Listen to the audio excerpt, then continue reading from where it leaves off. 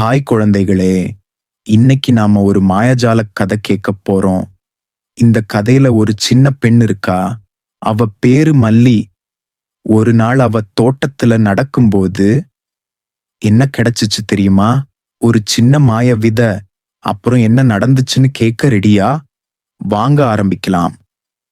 ஒரு நாள் காலை, மல்லி என்ற சின்ன பெண் வீட்டுத் தோட்டத்தில் நடந்து கொண்டிருந்தாள். அப்போ தரையில ஒரு சின்ன பொன்னிற விதை கிடந்தது. மல்லி அதை எடுத்து, "நீ என்ன விதை?" அன்னு கேட்டாள். அந்த விதை மெதுவா மின்னுச்சு. அதிலிருந்து சின்ன குரல் வந்துச்சு. "என்னை நட்டு தினமும் ஒரு சிரிப்பு கொடு." மல்லி தோட்டத்துல ஒரு இடம் தேர்ந்தெடுத்து விதையை நட்டாள். அடுத்த நாள் தண்ணீர் ஊத்தினாள். சிரிச்சா 3ஆம் நாள் சின்ன செடி வந்துச்சு. 5ஆம் நாள் அந்த செடியில ஒரு பூ மலர்ந்துச்சு. ஆனா அது சாதாரண பூ இல்லை. பூ திறந்ததும் உள்ளே இருந்து வண்ண ஒளி வந்துச்சு.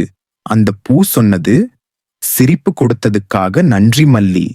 அதுக்கப்புறம் அந்த தோட்டத்தில தினமும் புதிய பூக்கள் மலர ஆரம்பிச்சது.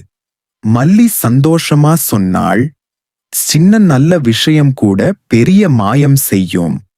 அந்த நாள் முதல் அந்த தோட்டம் எல்லாரும் சிரிப்பு தோட்டம்னு அழைக்க ஆரம்பிச்சாங்க.